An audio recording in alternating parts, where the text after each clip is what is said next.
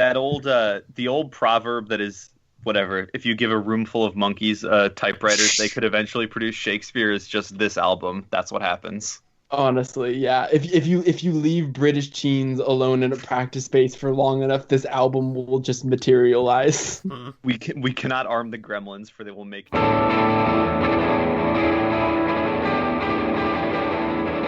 this one.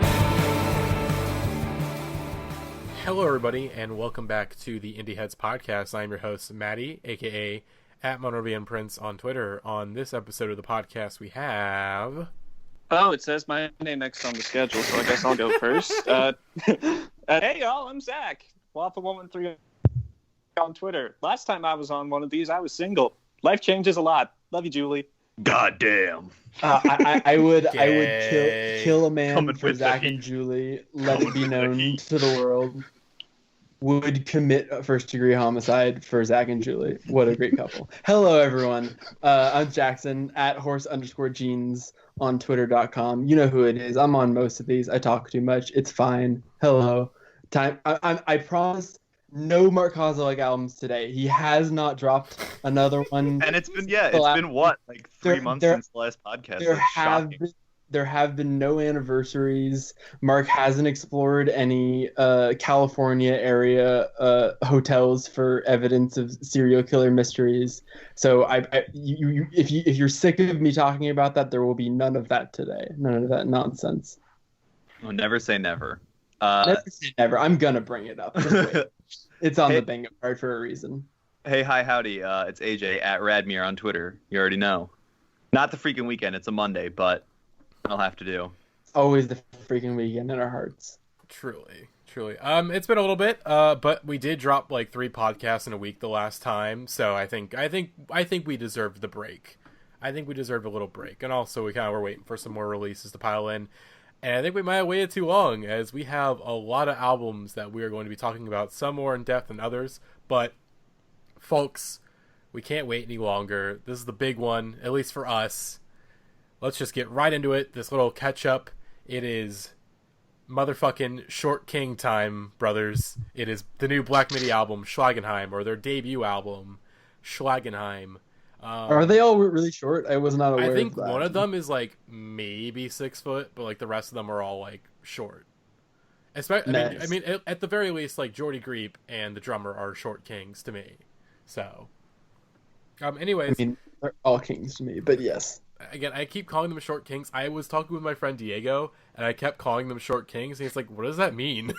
I'm like, oh god, Jesus Christ, you're not online enough to talk to me sometimes, I swear. Anyways, this new Black Midi album. So, Black Midi are a bunch of British teens, and they're, I mean, like, actual teens. Like, none of them are over 21. They're all, like, 19, 20 years old, who kind of came out of nowhere, essentially, this year, last year.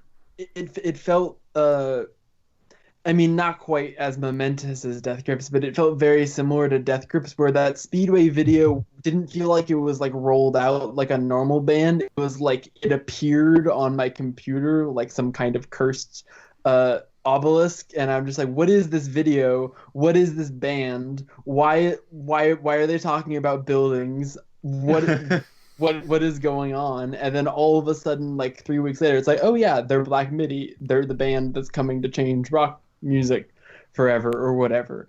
And the hype started building from there. They started releasing some very, very, very good one-off singles, such as Talking Heads and Crow's Perch, and some other stuff in there, and the hype started really building to this album. And also they basically did a tour of like every single internet radio performance that isn't Tiny Desk yet, but I'm sure at some point there will be a Black Midi Tiny Desk. There's been like a KEXP, all of the stuff, and they started performing songs from this album that, like, it's clear these guys all went to the Brit school together, and it's clear that these dudes, even though they like have just appeared out of the ether to us, like, these guys have been doing nothing but hanging out in a practice room and playing riffs for like the last 4 years together, and now they all have like a telepathic communication system and sick jams, and they've come to make weird rock songs.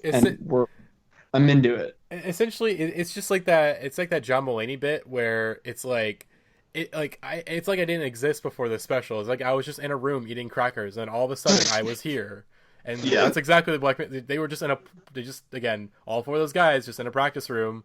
Just they picked up an instrument, and then here they are, like a few months later. But I have been very hyped about Black Midi. Same with Jackson around the time that Speedway came out.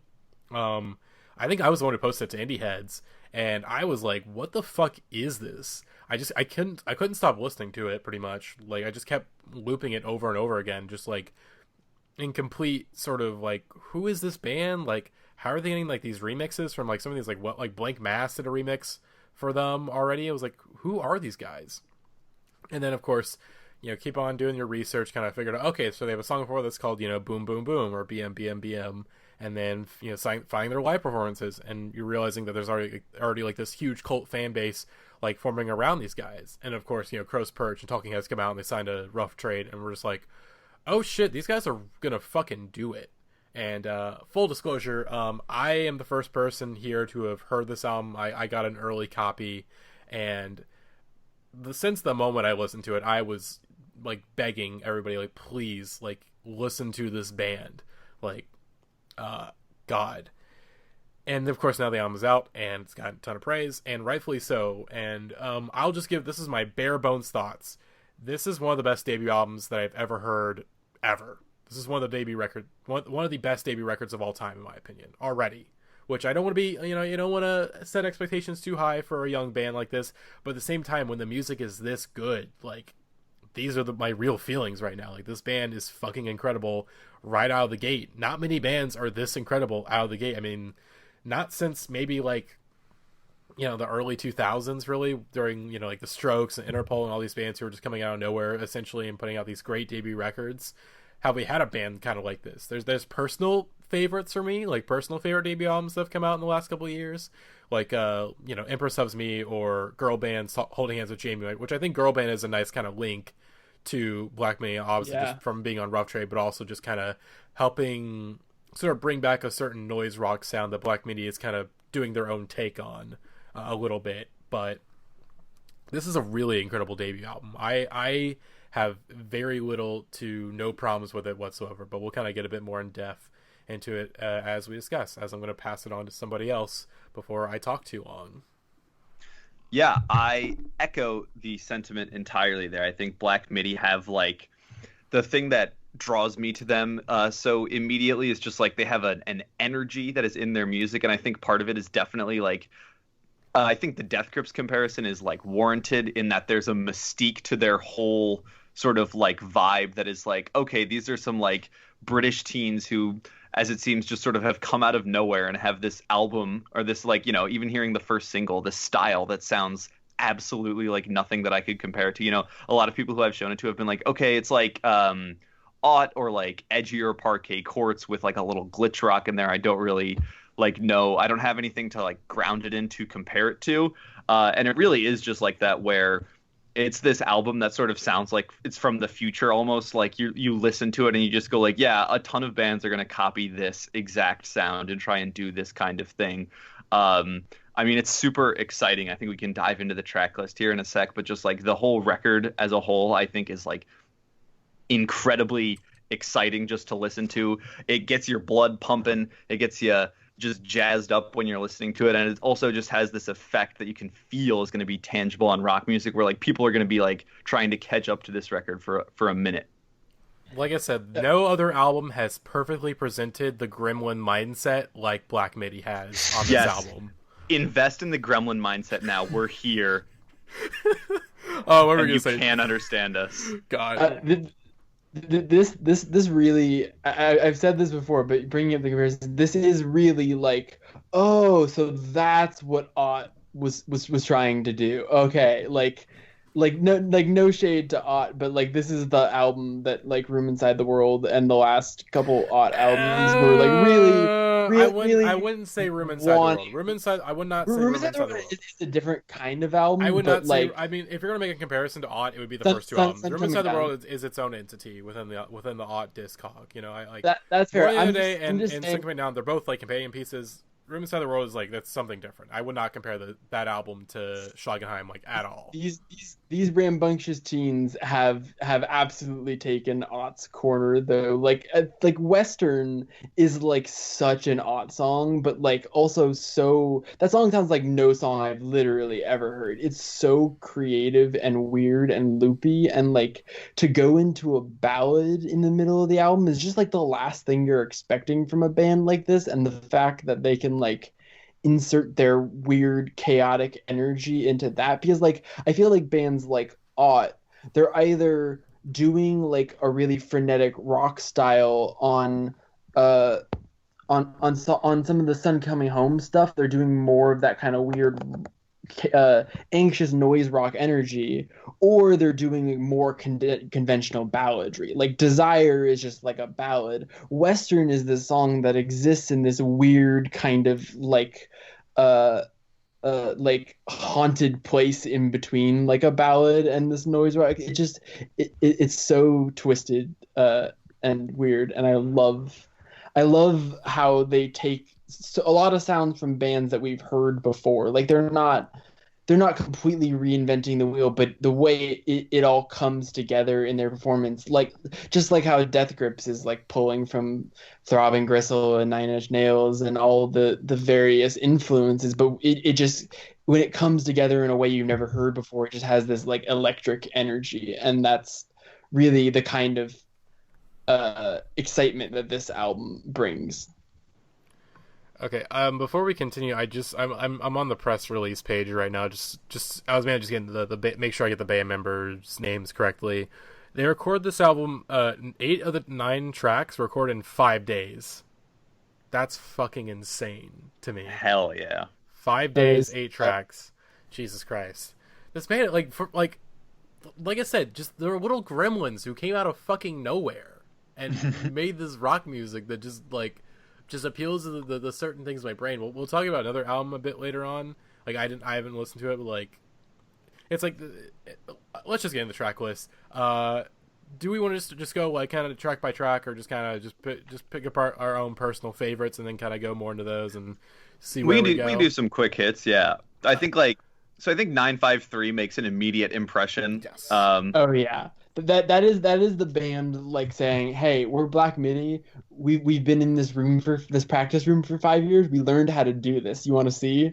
And like that is exactly what 953 is. It's just like, all right, we're gonna build up this just completely insane song with these weird different riffs and time signatures, and then we're gonna completely destroy the groove, and then like on a dime just drop right into a double time thrashing punk thing. And I think the thing this album is like, it's so unbelievably crafted in that there's so much chaos that manages to like come together, but it doesn't feel like an album that was meticulously planned down to every single detail. It really does, like when you watch the live performances of the band, this is just how the band has learned how to play together. Like this is not a normal band trying to figure out how to sound crazy and weird. It's this band that's just been honing their sound for so long in isolation that it's just like mutated outside to this thing that is like the complete antithesis of like the sound of pop music right now. Like it really is like anti like stream pop. Like it is the antimatter to that substance. The whole thing has a kinetic energy where, like, even though I've listened to it so many times, I still, like, every song still sounds unpredictable, and I'm like, oh, when's that nasty riff gonna come in? Like, what kind of sick drum beats are they gonna impress me with next? And it always feels surprising, even when you're expecting them to hit. There are certain just, like, 30-second loops of this album that I've run back specifically more than others, just because it's like, how the fuck did they pull that off, really, when you think about it? And 953, I think like the big first double time drop is one of those moments where it's like, I'm gonna need to hear that again to make sure that actually happened. Yeah, exactly. Oh my. I also really, they're just. It really is like there's so many they pack so many like great like moments onto it, like the double time and like the really climactic part. I mean, we can talk about Near Detroit, Michigan. That's like I mean, yeah. I feel like that's the one on first listen where you're just like, oh Jesus Christ. And even though that, like, when I watch the live performance of the song, like that other vocalist who does the Near Detroit, Michigan, is like at first you're kind of like he's like so quiet and like timid and like barely singing it, and you're like, what's going on? And then when he just completely like explodes, it's just this. I mean, it's just pure like adrenaline rush. Like that is the moment on the album where they're playing. It feels the most simple in some ways because there is really just kind of a straightforward like punk hardcore like thrasher, but it still manages to be imbued with that special energy that they always have that makes it like at some point this a kind of song I've heard before, but also not at all. My first time through, I didn't realize that it had multiple vocalists on it, and I was, the Gremlin mindset was truly just possessing me, and I was like, hell yes, I wish I could do even half of these things with my voice. But I think can we talk about? I mean, the bassist who does the vocals for Speedway and then Near Detroit, Michigan, like has a fairly like standard like kind of post punk voice. It's nothing. It works really well within the songs itself, like Speedway especially. I think that like calm demeanor like really it works really well for Speedway. There's a sense of dread looming throughout that entire song, and it's his vocals that are like half of that, and then the rest of the band. And then of course Near Detroit, Michigan. When again, so you're already set up for expectations from Speedway, being like, okay, there's like this timid singer, he's not gonna blow up on me, and then of course that nasty riff kicks back in, those drums kick back in, and you're just like. It gets all mean and shit, like there's lead in the water, like oh shit, there really be lead in the water, bro. Fuck. Yeah. And that song feels like it's about like 10 minutes long. It's that intense, but it's the shortest track on the album, if I'm remembering correctly. Yeah, it's not only sharing a precise track list.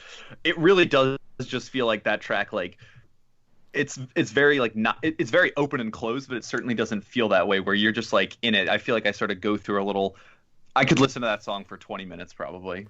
It also helps, it's like the most like lyrically direct song on the album, like cause it's very much like this is a real thing that's going on. Of course, it's about the Flint water crisis, and it's like and that's why that song I think like it hit me so much, and why it's hitting everybody else so much is because it's like this is about a real thing, and there's a the frustration and the anger you hear in Cameron Picton's voice is real. It's like this is something that's been ongoing for like 5 years now, and nothing's happening. So much of the lyricism on this album is like abstract in an entertaining way. It's really like exciting to get that moment where it's rooted in like fact and history and things that you can actually just go like look up and read about, and it's like, yeah, this is what this song is about, and also it's fucking nasty and mean and like upset, and you can feel it in every single performance, and it's rad and it's fucking good. And then on the opposite end of the spectrum, you have like the pseudo title track of Schlagenheim, where Jordy Creepy's just like literally like just spouting gibberish, I want to read from one of the Genius annotations on of Schlagenheim. It's like the opening part where whoever transcribed this says just like. So the lines that have listed on the Genius transcription for the opening is he's at a center, she's at a center, they're at a center, she's got a sanctum, and then it repeats and repeats and repeats. And the annotation just says apparently the official lyrics are just he's at the center, she's at the center over and over again for this part. But a closer listen reveals that this is not the full extent of the lyrics of this section. This is a bit of guesswork on my part, so feel free to hear it differently. However, I feel like Black Midi are the kind of band that would keep some of the actual lyrics to themselves for literally no reason whatsoever. Which, yes, big move. That is exactly the kind of band this is.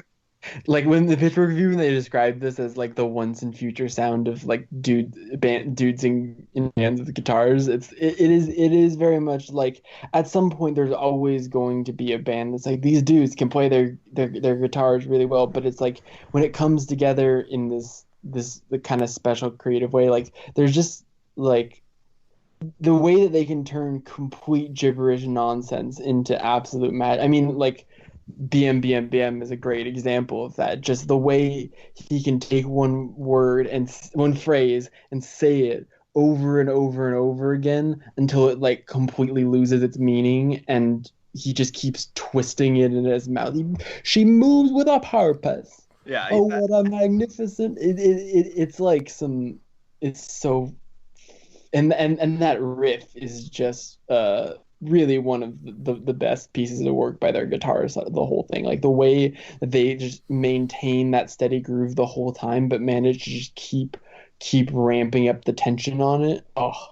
As the world's biggest advocate of bands that are just dudes with guitars, Black Midi are so much more than a band that is just dudes with guitars. That is very true. All of the production is like so just tied into that element of like it feeling like improv every single time. And I think like if you can see them live. I mean, I haven't yet, but I'm fucking stoked for Pitchfork to see them twice. I'm gonna die in the pit. Oh, I am going to die in the pit. I'm low-key mad that my girlfriend and I bought Snail Mail tickets, like, because we're seeing her after show instead.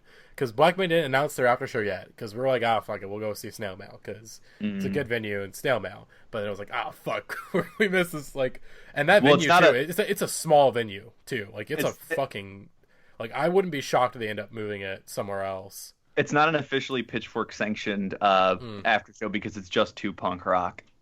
But like even watching a YouTube video, which I think is what we've all done at this point, there's like the really great KXEP session from last year, and then there was a recent like really great recording of them playing a show at like one of the biggest or one of like the most notable indie venues in London. That is just like they've got the cowboy Windmill. I think that's where they got their start. Like, there's a lot of bands in the UK that have blown up in recent years. They got their start playing at the Windmill pretty much, just because the booker just has like good taste and just is like willing to give like these young bands a chance. If it's the one I shared in the Discord chat a few days ago, we can maybe link it in the description here, but it's fucking good. And they play Of Schlagenheim, which has emerged as my clear frontrunner for favorite track on this album. They play a version of Schlagenheim that has like a 10-minute intro and a 10-minute outro that's just like, it sounds like free jazz noodling, but just has that like hard, just disgusting guitar tone that most of the tracks on this album have.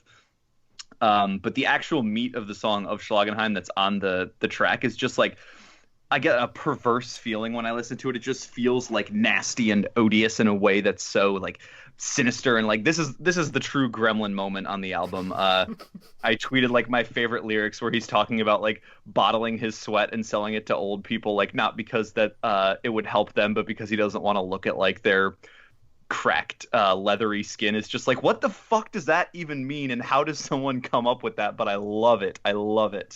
And then the woman with the teeth of a raven and the hands of a porcupine is a line that like again means nothing but means everything. It's like when Jordy Grebe was like, but I dream of a woman with the teeth of a raven and the hands of a porcupine. I was like, damn dude, I feel that. Yes, I don't know what it means, but I feel that, man.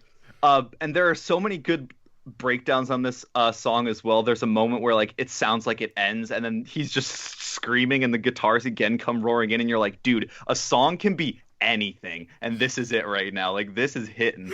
I'm just thinking of I watched the Barry Jenkins Closet Picks video from the Criterion YouTube channel and he's like damn, you can make something that's like 10 hours. I don't believe that. It's like, damn, you can just like scream into the mic like just complete nonsense and it works. Can't do that. And then they go and do it. Like, shit, man. Fuck. Yeah. You can't do that. The like, the journey of his vocal performance on this track too is like, more range than most like indie rock albums have in their entire 45-minute runtime. And here he's just like, it's a big flex. I won't even lie. He's just going through like, I could do this. I could do this. I could sound completely unintelligible. I can have these really sinisterly delivered lines. I can have sort of like a tender melodic, something that imitates a chorus, but he's just doing it all on this track, and it's fucking rad. Mm-hmm.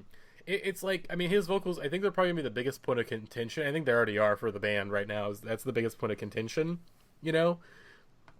But yeah, I think like his vocals, and really the vocals of all the members, but especially Jordy, since he's like kind of the de facto frontman of the group right now, just by virtue of being on the most songs as the vocalist and being like one of the co-founders of the band, his vocals add a lot to the music, it really gets you in their world. It's like those nasty riffs and the drums, which by the way, Morgan Simpson, holy fucking shit. He is the reason that I'm the most excited to see them live. I'm so excited to see him drum. Every other drummer in the world right now, like, sorry, he's so good. It's like upsetting. It's really not okay how good one human being is allowed to be at drumming. It's like he's probably like my favorite drummer to come out since like maybe Zach Hill, Yeah, maybe Ott's drummer. I really think Ott's like percussion is so underrated, but that's just me. I'm a big Ott fanboy, so I ride or die by my not from Canada Canadian boys. But anyways, I mean, shit, God, we mentioned talks about BM, and I think that like sort of obviously is the track that made them. If I have like a sort of like thing I can hold against this album, I don't think it ends like as like I definitely think it loses some momentum after the 1-2 punch of Schlagenheim and BM.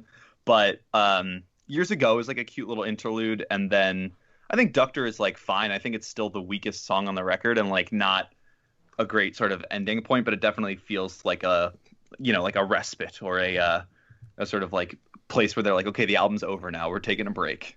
Yeah, Ductor, it's weird because there's parts of it that are just like, wow, this is like the perfect outro of the album, and then like by the time you actually get to the end of the track, you're like, oh wait, it's over? Oh okay, like, all right. Yeah, like you've been trained to expect like the unexpected, and this one is, it's not, I don't want to say anything like straightforward, but it is just sort of like, this is what I'm doing. It feels comparatively straightforward in the wake of eight Black Midi songs. This is like the lead single on most other like indie rock albums where you're like, yeah, we're hard now. We do hard rock now. God. Yeah, I am not quite as high as the two of you are on this album, but only because only because I think it's like a little rough around the edges, and there are moments in here where I'm like, the vocals. I mean, I like, not that like Jordy Group, and I'm not like one of the people that's like Jordy Group sucks or whatever. Like, he's good.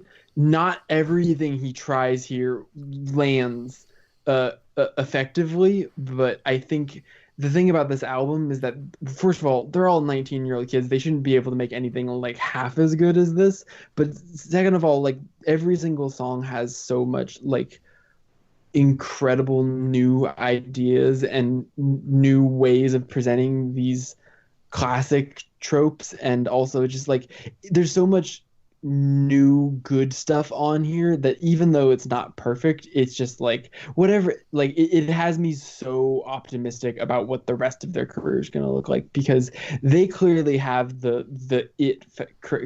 one, they're all talented enough to be able to pull off like some completely unbelievable stuff, and they have the creative ambition to try to do that stuff. And the fact that this is what they're able to pull off on their first real concerted attempt is about as good a sign as you can get as a band too, because like they could their next album, like, just there isn't a sound that I am imagining in my head right now that you could tell me that they were going to go for on their next album, and I'd be like, no, that's ridiculous. You could tell me the next album was going to be entirely country, and I'd be like, sure, yeah. I mean, they're rocking the cowboy hats. I mean, it's like, it's like, if you tell me that's what's next, I'll sign up for my season. I mean, there's tickets literally now. a like banjo. whatever. There's literally a banjo on like one of these songs, I think. I think it's reggae. Western reggae has a banjo, but also Western, like that kind of. I mean, it's a very David Byrne Talking Heads thing, but it's also very like croony, and I don't know, like something about that song makes it feel like it's like a desert sequence. Like in a movie or something, like someone's having like a mirage. He's like, what is this strange fantasy? That whole part, like I really, that song is really good. But like I'm saying, like there's so much creative potential on this album that I am ready to basically sign up for whatever this band does from here on out. Yeah, the big thing, not like my favorite album of this year. The key takeaway for me is that like 6 months ago I didn't know like who any of these Black Midi guys are, and like today when I listen to this album, I'm like, yeah, they could probably make the best album of all time. Yeah, it's that quick, and they also seem to be like really just like landing, like when I went to the the screening for Thom Yorke's Anima, a short film of which the album we will be talking about next. When I went to that screening, like literally, I could have bet my life on this, but the first conversation I overheard was two dudes in line talking about the new Black Midi, and like it's just, I mean, like it's on the nose that like the music critics are and like people that care about this stuff are all over it, but it's like for a reason. Like everyone hears the same thing when they hear this. They're like, whatever this is, it's something really different. And everyone who kind of cares about that kind of stuff is really seems just really excited to see where this leads, see where this goes. But I also think that I mean, this album's better than a lot of bands could ever even hope to make an album already. And so I think, yeah. There's nothing but up from here, basically. Yeah, there's a part of me. I mean, like I said, I love this album. I will go as far to say it's my album of the year so far. I mean, there's a part of me that feels a little resentment, you know, because I feel like Palm last year. I think Palm are a somewhat similar band in that they both have very different approaches to guitar music. I was always like, okay, well, Palm gets this kind of like mad reception when their album comes out, but everyone's freaking out about Black Midi, you know, like. What's up with that? Because Black Midi's way better. Shut up! It's true. I mean, maybe, yeah, kind of. I love you, Palm, but I mean, I think I like this album more than Rock Island. But nevertheless, shit, yeah. I mean, I stand by everything I said in the beginning. This is one of the best debut albums that I have heard in the past couple of years, if not ever. So, shit. Again, here's the thing. I totally expect these guys to come out with another album like next year. You know? Oh yeah. The tour itinerary is not that heavy. They literally like. Here's the thing. They dropped 2 singles. They're not even on this album before this album came out. You know? Yeah. They're a band that like there are some bands when they pull off like a really ambitious creative work and you kind of feel like they pulled everything they had out of themselves to create it, and there are some bands like this band that are literally just like, you put us in a room with guitars and we're accidentally going to make the greatest album of all time, like watch out. And it feels like they could really just like sit down and start building some riff in like 14 8-time signature that melts my brain off and have a new album ready in a couple months. But that the old proverb that is, whatever, if you give a room full of monkeys typewriters, they could eventually produce Shakespeare, is just this album. That's what happens. Honestly, yeah. If you leave British teens alone in a practice space for long enough, this album will just materialize. We cannot arm the Gremlins, for they will make too many good tunes. Jesus Christ. Okay. Anyways, speaking of little gremlins, let's talk about Thom Yorke, who looks like a gremlin and sings like a gremlin on his new album Anima. This honestly is also a Gremlin core album for sure. I'll introduce this because I was just bringing it up. Anima, Thom Yorke. We knew Thom Yorke solo material was coming. We knew we were going to get Thom Yorke solo material in between A Moon-Shaped Pool and whatever the next Radiohead album will be. But after like getting a whole Suspiria album that was like basically like a whole Thom ambient album plus like an EP's worth of Thom solo music, like I was not expecting an album this year, and I wasn't expecting the best Thom Yorke album this year. But you know what? Thom Yorke decided to do it to him. There was not much lead up to this, basically, and also there was not much lead up to the short being announced and then released, because this short was made like a month ago, like before it came out. Like they filmed it in like a couple of days in Europe or whatever, and they kind of, they didn't slap it together at the last minute, but like it's really impressive how quickly the short film, which is on Netflix if you haven't seen it, with Paul Thomas Anderson, came together. I saw the short film at one of the sneak IMAX previews. I briefly saw Paul Thomas Anderson's face and almost fainted. But I went to go to that and saw the film for the first time with 3 songs. It had Traffic, Dawn Chorus, and Not the News as those are the 3 songs in the film, and I was like blown away by the movie's absolutely incredible. We can actually talk about that briefly up top before we get into the album itself. The movie is like, it's like kind of like a silent film comedy almost. Like Thom Yorke is like he's a guy on the subway and he sees this girl who leaves the her lunch pail behind and he goes and chases after her, and there's this incredible like romantic sequence where the two of them are like on this wall in a Prague alleyway that is like maybe one of the most beautiful things I've ever seen on a movie screen.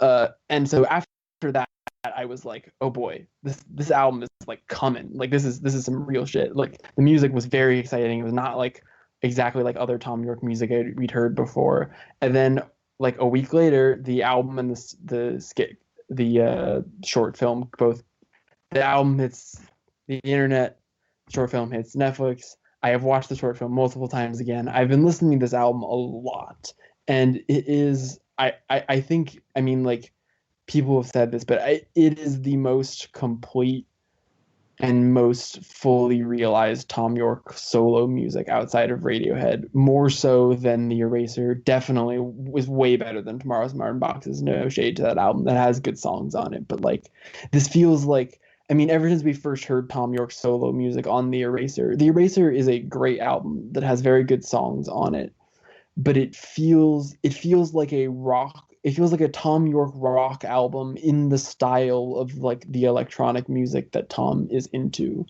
and all those songs are good, but they don't quite come together in the same way and they don't like reinforce each other quite in the same way that Radiohead albums do. For me, and I know that's not everyone's. I know some people are like really really high on The Eraser, and I love that album. But like the way that this album, like all of the tracks flow together incredibly well. I think the pacing of each track of the album itself, the way that it's all put together, and the way that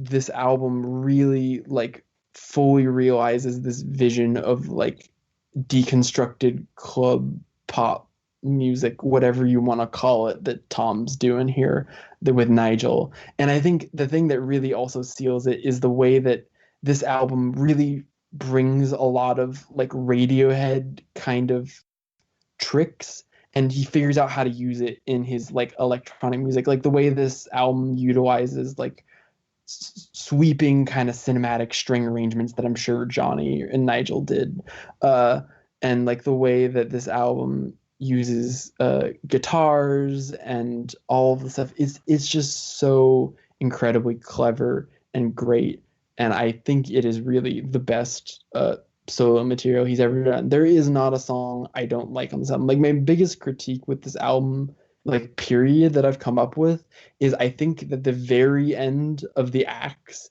is just a tiny bit anticlimactic, and I wish that after all that building for 7 minutes that there was really more of like a bombastic finish. But also if there was a bombastic finish, like it wouldn't flow as well into Impossible Not. So I feel like that's just kind of a pickle that it's in there. But I mean, like that's the biggest nit I can pick with this album. I really like every single song on this album. I like the way they sequence and flow into each other, and I really just, I mean, Thom did the goddamn thing. I think the flow of the album is like the most impressive part about it. The first time I listened to it, I was like, this song's really good, and I had just finished Dawn Chorus, and I was like, this one track is really great. It really does make a space into like how the music is formed, and you can tell that part of like, you know, the act of scoring a film with Suspiria last year like has an influence on this. And it also does sound like, you know, it could have feasibly been like an Amnesiac to A Moon-Shaped Pool. It feels in that same realm. Like maybe that's just how Thom is making music these days, but it still has those like, you know, the pianos sound similar. I think a lot of the like airy ambiance of some of the like more instrumental sections of the track like harken back to some of the more quiet. There's some real Moon-Shaped Pool moments on here, like especially like I'm a Very Rude Person and Impossible Nots, both like some of the like kind of guitars. It's like a kind of a mix between like it's like King of Limbs meets Moon-Shaped Pool is very much what it feels like. Which like absolutely has me excited for the next Radiohead album, but this thing is, you know, it really does sound like Thom is coming into his own as like what a Thom Yorke album versus like what a Radiohead album is. Musically, they're very similar, but I think in terms of structure and like spacing, this thing is very much like a personal statement, which is great to hear from Thom. I'm still pretty high on the Eraser. I haven't given this thing, I don't think, a fair enough shake or like, enough dedicated listens yet, but it certainly has like, I would say, the most impressive Thom Yorke solo moments with tracks like Dawn Chorus and the Axe Twist. I don't know what's happening on Twist, but I love Twist. Twist. That's in my brain for the past 2 weeks. Is just a constant stream of that. Whereas it's basically it's either twist, or it's what a magnificent purpose. I have two moods. Those are my only two moods. Yeah, but so where Suspiria was very like spacey, especially when on the tracks where Thom was singing Suspirium and Unmade, like it's just very like drawn out. Listen to how long I can say these words. And here I think he's being more like forceful and sort of like talkative. Like Dawn Chorus is almost a spoken word track at times. And like it's hitting. Don't get me wrong. Oh my God, it's so devastating. It's like one of the saddest songs he's ever made. I mean, I've been over this on my Twitter account, but that's just like the saddest synth patch I've ever heard in my entire life. It really is. It just goes like boo, and you're like, oh man, who hurt you? Like, what's going on? Like before it really has entered the two slow divers camp where not even the lyrics, just the instrumental gets going, and I'm like, skip, I'm not ready right now. And especially because it comes at track 4, which is, I mean, it flows well in the album, but every time I hit it, I'm just like, I'm not ready for this right now. You need to put this later. Not because it doesn't fit right here. It's so but because weird that it comes so early. Yeah, it's just like I don't want to do anything after. I want to go lie down. Exactly. It's really like just hauntingly beautiful, and I mean, hearing it for the first time sequenced to the Paul Thomas Anderson directing and that dancing, it was just like I levitated for a second. It was pretty wild, and really was an incredible way to like experience this for the first time. That is the other thing too, is like Tom's coming into his own, and also Thom and Paul's creative partnership is like better than it's ever been, and they're just like all my music videos forever, and Paul Thomas Anderson's like, sounds good, and I'm like, I'm gonna fucking come, Jesus Christ. Yeah, somebody said he's just the in-house like filmmaker for Radiohead now, and it's like fucking good.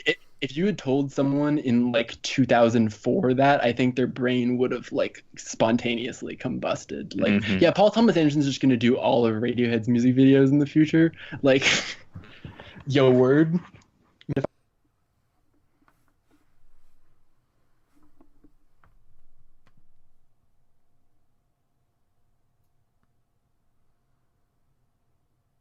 The funny thing, he mentioned in like some interview that like this album is in many ways a reflection of this kind of extended period of anxiety he's going through, and I'm like, oh, so you mean Thom Yorke's life?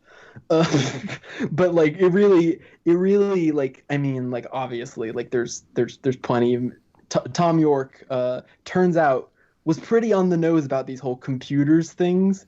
Thom Yorke definitely. Oh, the Clay should hack me mobile. But that is the thing, though, is that like right now, as our reality continues to hurtle closer toward OK Computer, what used to be like kind of corny, like Black Mirror stuff, like when he sings on Last I Heard, like I woke up with a feeling I just could not take, like I'm like, damn, it really do be like that, like the world has caught up with Tom's level of anxiety, of paranoia.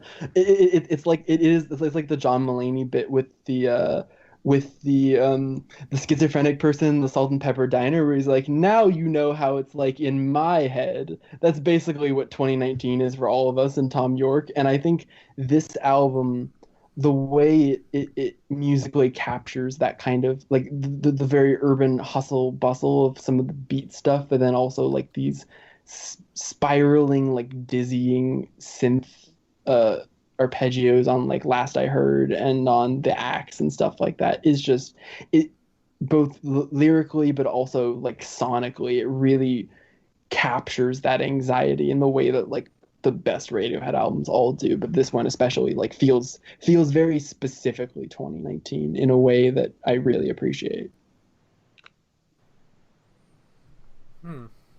Yeah. I also just really like this is I don't know why the last song Runaway Away with that techno beat, and it's just like, this is who your real friends are. I don't know. It reminds me a lot of like a weird DJ Koze song or something, and I'm so into it. Like I've had that vocal refrain also stuck in my head a lot lately. This whole album is perfect. It's not. I don't. It's really close with this and Helado Negro probably for me. And this is a better album than Mark. It's better than I Also Want to Die in New Orleans, but I love that album so goddamn What a much. controversial stance from Jeff. I unfortunately it pains me to say this. This is better than Thom Yorke. This is better than Mark Kozelek just saying whatever happens to be on his mind at any given time. But needless to say, Will this the is really, circle be unbroken? This album is very special, and I'm very happy that we continue to get Thom Yorke music at this day and age, and that it is as good as it is something to always be thankful for. And I am especially thankful that this album slaps as hard as it does. Alrighty, Zach, who has been silent the last 40 minutes, essentially, it is his time. He emerges. Go off, King. Yeah, this is what happens when you're probably the least adventurous music listener on the podcast. I barely managed to scrape 20 albums together for a halfway list. But anyway, the album I'm really here to talk about today, and hopefully AJ can back me up here, but I'm here to talk about the new Bill Callahan album. I've also listened to this a little bit. I don't have much to say, but this is good. Hello. Drag City Never Lost. Drag City Never Lost. Drag City Undefeated. Yeah, like, Bill Callahan is probably the day man to Cause's night man. I'm not sure what kind of take that is, but it felt right at the time I thought of it, so... You know, it rings true, 100%. Bill Callahan is the I can be your angel to Mark Kozelek's or your devil. Oh my god. I'll try to get this out as quickly as I can because I have a thing about wasting people's time, and I also hate that I come off like rambling. But anyway, this is Bill's first album in something like 6 years, almost 7. It's been 6 years since Dream River came out. And a lot's happened since then. He got married. He has a child. I believe one or both of his parents died in between Dream River and this album coming out. And it certainly impacted his writing. I think it's possibly the least oblique Bill Callahan album I've ever heard, which is not to say that he isn't a great songwriter, and I'm definitely not saying that. He's a master of the form. But a lot of Apocalypse and Dream River, and even stuff like Sometimes I Wish We Were an Eagle, felt very impenetrable. Doesn't seem like the right word, but it's the best one that's coming to mind at the moment. There's a lot of metaphor and allusion in his songwriting. And here it's just very clear stuff about fatherhood, being married. Yeah, it's all life and death. It's all grounded in like a reality that I feel like this album could have been called Universal Themes to further the whole cause thing, but like whereas some of the other songs, like, you know, his best songs, something like Dream River or Riding for the Feeling, were like very just like songs that were driven by like psychology and just like feelings, and like you listen to it and you go, I sort of understand, I can visualize what he's talking about, but I don't have any idea the inspiration for it or like the lived human experience behind it.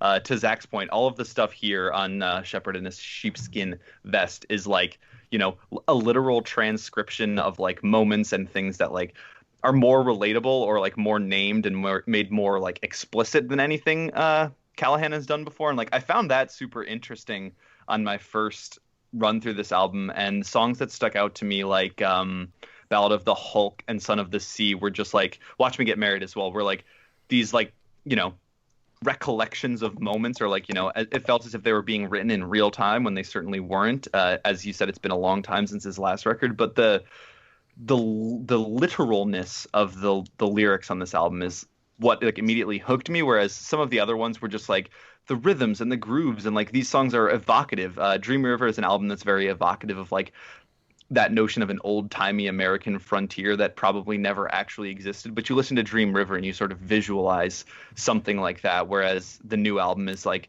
vivid in a way that is more personal than all of his other stuff. And I'm not like, well-versed enough in his discography to sort of say where I think this one stands. But like, it is certainly an interesting and like all-engaging album to listen to. And that's sort of my impression of it. Yeah, personally, I find like, going back to Dream River, like there were a few like moments of clarity where like, oh, this is like actually pretty profound. Like All of Small Plane, for instance. Yeah, or profound is a great word for it. Or the only words I've said today are beer and thank you, which can come across as a joke or as very, very deeply sad, depending on what mood you're in when you hear it. But here on this album, it's the clearest he's ever been, and I feel like it's also his loosest record since arguably his early Smog days. Like, there are jokes on this album. Like, isn't there a song about period sex? Yes, there is. I was getting there. Well, it's not about period sex, but period sex is mentioned. And also, I just love how on the Ballad of the Hulk, he just says, "That's the Hulk." But I feel like I'm underselling this record because, and I do want to say, it's my album of the year are very close to it. It's tied with the Big Thief record, but it's just genuinely affecting in a way I haven't heard in some time. Like, and not even like the big theme stuff, like something as simple as the song Writing just really hits close to home because I've been in a creative block for quite some time. And to hear him just express in words the joy that comes when you're actually putting something together again is important to me, I guess. Yeah, I'm trying to think of a good thing to compare it to where it's like overwhelmingly emotional, but in a very like positive way, where the emotions he's describing are so like pleasant and like, good to hear and like feel good to express. I could think of one with a little research, but off the top of my head. But that's like, I think the perfect way to describe this album is just like very nice and kind, and it sort of overwhelms you in that way where you're like, yes, please, I want this. Yeah, and like, where was I going? Yes. Songs like Circles and let me see, 747, and especially the cover of Lonesome Valley that's near the end, they make me feel the same way I imagine Jackson feels when he hears Dawn Chorus. It's just very powerful for me, and especially with Lonesome Valley, I'm surprised that he didn't close the album with it. It's not to say that the two or three songs right after it are ineffective, but God, if he had ended it on that would have been incredible. Like, Jesus. And I did want to say a little thing about What Comes After Certainty, which is probably my song of the year so far. It's just, I don't think I've encountered someone talking about love in such a way as he does on that song since, gosh, this is really cliche, but I had to say since I Love You, Honey Bear. Like, those opening lines, true love is not magic, it is certainty, and what comes after certainty. That's just poetic is the best way I can describe it. It's just poetic in the truest sense of the word. And I've been waiting for a new Bill Callahan album for quite some time. And it has been more than worth the wait. This is an absolutely incredible album that I would encourage everybody to listen to at least once. All right. Unless anything more to say. I guess the next couple albums we're talking about, these are ones that we'll kind of get through pretty quickly. Mm-hmm. Not a whole lot to say, but enough that we want to give them a mention, some brief discussion. And the first one I'll mention, I'm shocked this one actually didn't come out when we did the last podcast, but I guess it's come out since then. The new Faye Webster album, Atlanta Millionaires Club. This is also very high on my album of the year list. Don't have a lot to say, but this is just a really good kind of a country Americana inspired indie pop record. The pedal steel throughout the album is really beautiful. Faye's vocals are really beautiful. The lyrics, they really be hitting sometimes, and the ending of this album literally made me cry like the first or second time that I heard it. So it's really fucking good. I know you've listened to it. I think everyone here has listened to it. I have listened to Kingston's been on heavy repeat for me lately. Yeah, this is a good... I heard Kingston late last year and was like surprised coming from Kingston into this album because Kingston sounded more like straightforward pop, and I was happy to hear this like pushing the yeehaw agenda even further. It feels like it could only exist in a post Golden Hour world, which is rad to see that continuing. Oh yeah, I was like, wait, we get more music like Golden Hour now? I'm like, yeah, sure, sign me up, like absolutely. Especially because it's like this is a very like it's a different enough take where you don't feel like someone's just writing. Oh, certainly. I mean, like I joke, but Golden Hour did not invent country music, contrary to a lot of people on the internet's beliefs. You're telling me that Casey Musgraves wasn't the first person to make pop music with country music? 2018, Country Music Begins. 2019, Old Town Road. You're telling me Casey Graves didn't roll Willie Nelson's first blunt? Shocking if true. But yeah, Pedal Steel, it's good again. Woo! Yeah, the instrumentation on this thing, shout the fuck out. It's like it's massive Bikini Bottom energy with all the slide guitar. It's just like, oh damn. I didn't want to think about that, and now you're making me think about that, and I don't like that. It does remind me of the Shins album where they like they realized that slide guitars were a thing, but Shoots Too Narrow, where they realized that like, oh, we can do that, and then they just did it on every single song, which is like my favorite Shins album, but it is very much a one-trick pony of an album. God. Yeah, I haven't listened to the album recently enough to have too many concrete thoughts on it for here. I do know that it's very, very good. I do know that there are a lot of great songs on it. And I'm grateful to have more Natalie Prass sounding artists in my life because I really love me some Natalie Prass. And as much as I love the feature in the past, I haven't come back to it quite as much as I'd like. So this scratch is that itch pretty much perfectly for me. And I really do have to thank Matty for recommending it to me, I guess. Please don't let the album cover fool you. Please don't let the album cover fool you. It's a really great album. Such a bad cover. It is a very upsetting album cover to look at, even though it's like clever. I'm just like, yeah, I get what you're going for, but I just don't want to look at this. Like, sorry.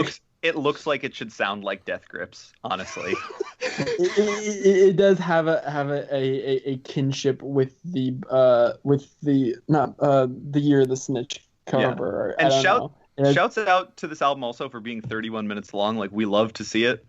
Oh, absolutely, we do love to see it. God bless. Always appealing.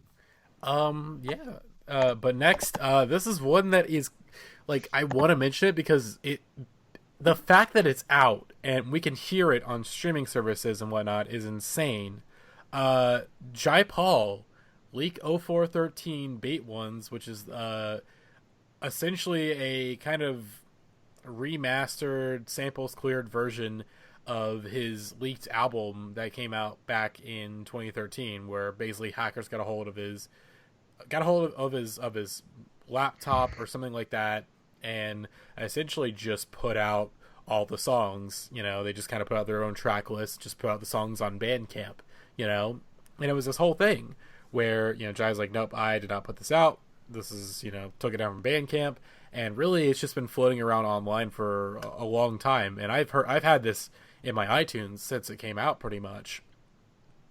And of course, it's finally out. He put out 2 new songs with it, and this is the track listing that was on the leak. And and he released a really great letter about this, about what he's been up to these past couple of years since this album leaked.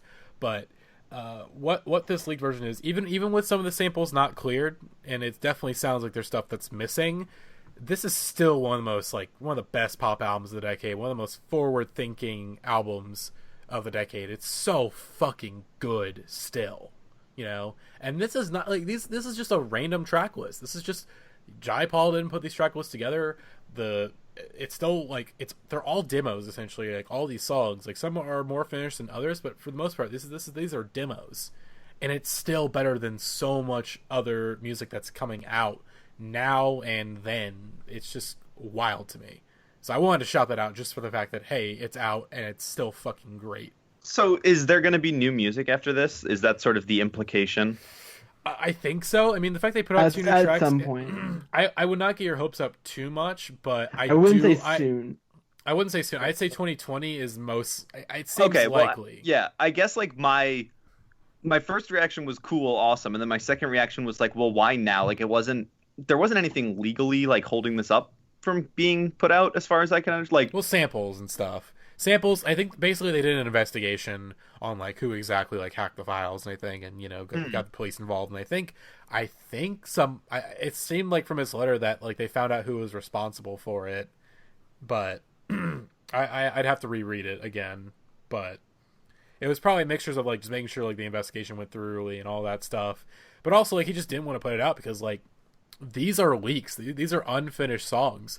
And like he talks about in the letter, where as an artist, you work so hard on this music, and for it to be released without your consent whatsoever, it took him down a peg. Like it took him years to recover from that. I guess so. Not only that, but to then have it implied that he himself leaked the album, that's just sucks teeth. Yeah, yikes, indeed. But it's like very nice that it's out now, and that like fans can appreciate it and also be like, yo, if you haven't heard of this yet, like you should. And hopefully you'll be able to get like more of the recognition it deserves on streaming platforms, and hopefully we'll get new music soon. Mm-hmm.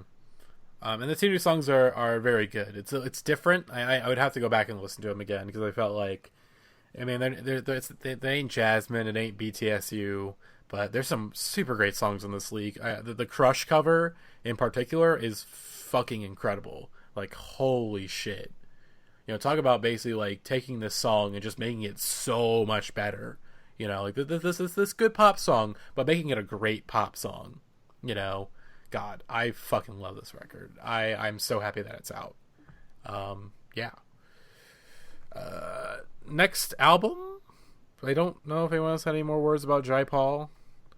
This next one is it's gotten some controversy from fans. I'm talking about the new Remo Drive album, Natural Everyday Degradation, and somewhat for good reason.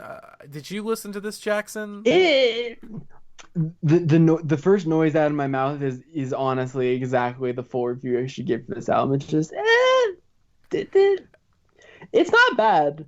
It's not a bad album. It's not as bad as everyone's saying it is. I think it's very unfair for all the people who are just like so. Oh like, yeah, I like as like friends. I mean, I'm friends with Eric and whatnot to an extent.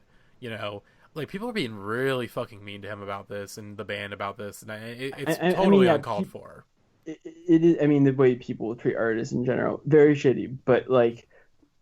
I understand why fans are disappointed because for whatever reason, and I'm sure lots of assholes on the internet are like, oh, it's because the drummer left or whatever reason. We don't know why this album sounds different than Greatest Hits. We weren't there, mate. But for whatever reason, the kind of the energy that made Remo Drive an exciting band in the first place is just not there on this album. And the songs are good and they're well written, but without that energy there, like there wasn't something. Remo Drive were not a band. Like Black Midi is a band that is more or less reinventing the wheel. Remo Drive were not reinventing the wheel. They were blending indie and rock and pop punk and kind of indie and emo and pop punk and trying to like exist in kind of a zone between those 3 genres. And guess what? There's like other bands that do that. They're not the only band that does that. They're not the only band that writes like emo tinge power pop punk kind of stuff. But what made Greatest Hits exciting was one, that album's energy is fun as hell.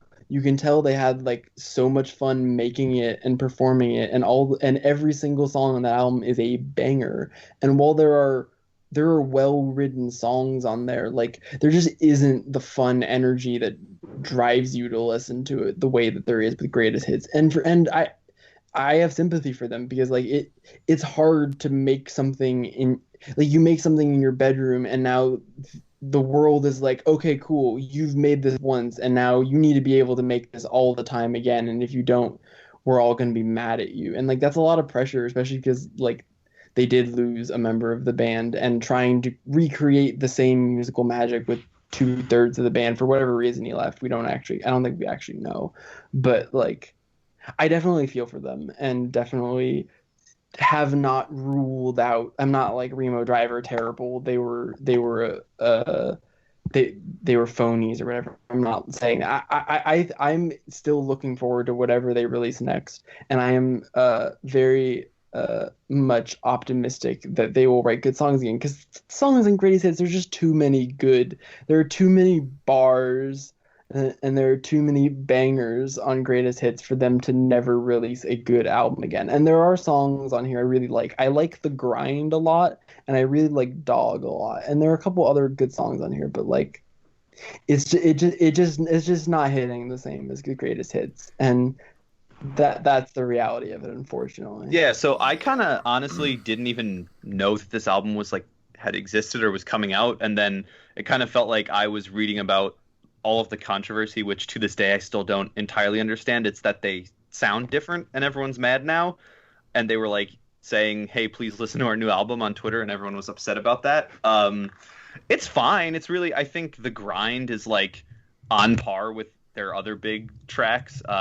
Nothing else really left like a big impression on me, but they're doing a lot more straightforward power punk on this, which I guess like people weren't like Greatest Hits was certainly emo, but it didn't really have a ton of punk to it. It was more like bedroom pop emo than anything with a more anything more hardcore than bedroom pop, which is gestures broadly. But like this, this is a little more in line with your early to mid 2000s core. Like, yeah, I think for some people Greatest Hits was like, whoa, I've never really heard anything that sounds like this before. And for some other people Greatest Hits was like, hey, they're doing that thing that I like a lot. And this one seems to have pissed off the first camp more and sort of bored the second camp, is my impression as someone who's firmly in the second camp. Mm-hmm.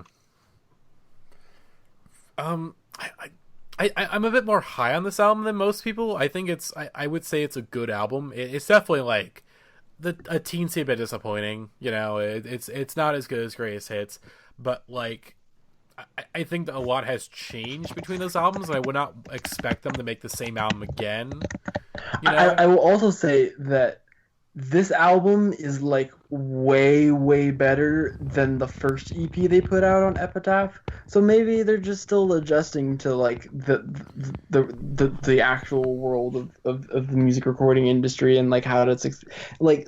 I mean, I think it's the same. I think it's like the same problem. Sorry to interrupt. The same problem as like the Priest album from this year, where it's like he was a very integral band member, and that's sort of they may not be one of the main songwriters of the band, but still they're very integral to the group. And it's definitely a little bit of a transitionary period. You never know exactly how like losing a band member is going to affect the sound and chemistry of a band. Like for literally 2 years, we like tried to hypothesize what Vampire Weekend would sound like without Rosted, and the reality is we had no idea. We just had to wait for the next Ezra album, and we're like, oh yeah, Vampire Weekend, still good. Ezra Koenig, still good. But like you do never exactly know, because we don't have a insight into every band's creative process. But I think it is just they are really under tough expectations because of how good they were right off the bat. And it's like if they hadn't had that incredible first album, and this was just their second album, and they were just a band from wherever, and this was the first time people were hearing them, people would definitely have different opinions. But it's also impossible you can't hear music out of context. You have to accept the reality of the situation that your band is in. Mm-hmm. I mean, there's plenty of songs like on here. Obviously, I like $2 a lot. I like The Grind a bunch. I agree with AJ. It's probably it's on par with the best stuff on Greatest Hits. I think The Devil is quite good. I think Separate Beds is really good. It's a different. It's where they can take a risk, but it pays off. I think like it's definitely a different sound for them, but I think it pays off because I think it's a really good song. Around the Sun's quite good. But But yeah, it definitely isn't as strong as Greatest Hits. But this is still a very young band. Like That is true. They're still super young, and then they're at the beginning of their career. You know, I Like, expect. the whole joke about Greatest Hits was that they were literally in their bedroom, like they were making that album for no one, and the fact that it isn't, it would really be deeply tragically ironic if that was just their best album and they never topped it. Like that would really sting, but also like if you make a great album called Greatest Hits and that's your first album, like don't you did that to yourself, buddy. Mm-hmm. But I would say I think this album is worth a second chance. Maybe like not right now, but I say like give it a couple months, let the hype die down, or kind of let the resentment die down. Because I think also after they got into a little, someone's mic is messing up right now. I'm not sure whose it is. Maybe. Anyways, I think like, you know, getting going on Twitter and like attacking, you know, people, not really attacking, but like it's not a good look, you know, to be like read the lyrics, dude, or whatever. It's not a good look, you know. Yeah, they didn't handle it well, but also people are being like really, really diggish. Oh yeah, no. It's like okay. No one looked good there. No one was having a good day there. Sounds like someone's mic is doing a whoopee cushion.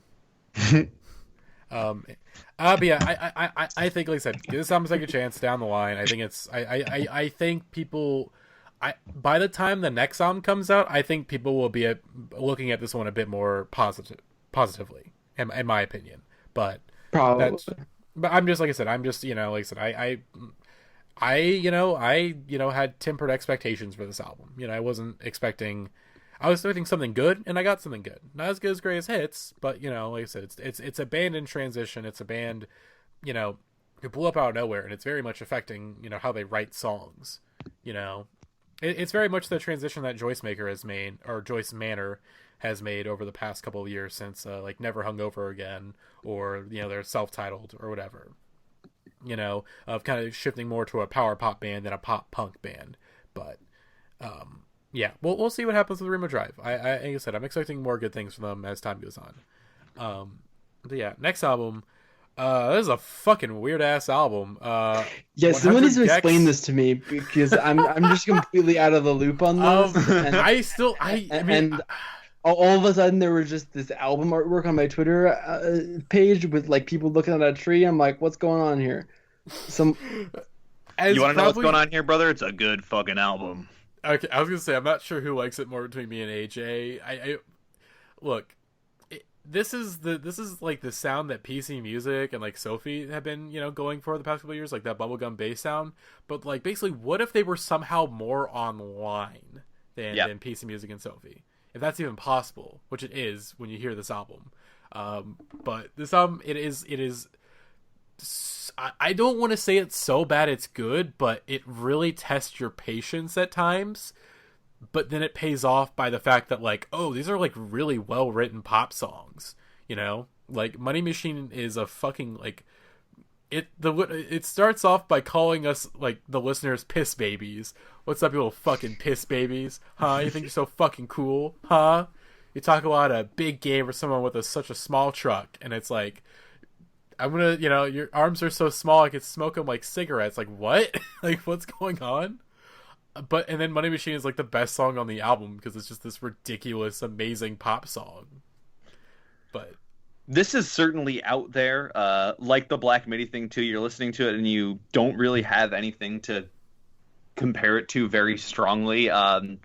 Again, shouts the fuck out. This thing is only 23 minutes long, which, like, I think if it was a minute longer, I might have started to get pissed off. But like, every song has just enough original ideas and just enough batshit insane energy that, like, you need to just listen to this thing and sort of see what hits with you or see, like, what doesn't hit with you. For me, Stupid Horse goes for miles and miles and miles. Old Town Road, you have met your match. Stupid Horse has a fucking ska breakdown, and, like, it starts off as an electro ska song. Like, that's what it is. It literally starts off with, like, it's like this ska thing, and it's like, pick it up, and then, like, it's a ska song. It's electro ska. It's not even like there's a ska, right? It's like it's straight up a ska song.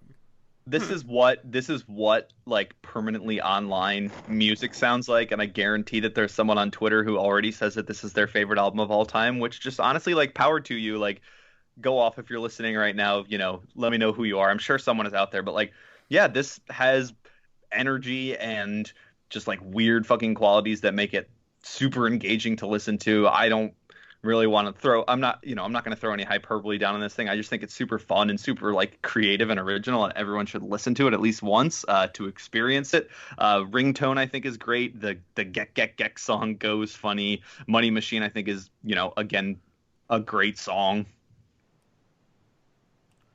God, I'm speechless. There is like, it's just an album that like, it's like, listen to Money Machine. If Money Machine somehow inserts itself into your brain like it did for me, I think I listened to it like 20 times on repeat the first time that I heard it. It was just like, wait, like, do I like this song? I had to confirm to myself that like, oh my god, this is a good song. Like, what the fuck?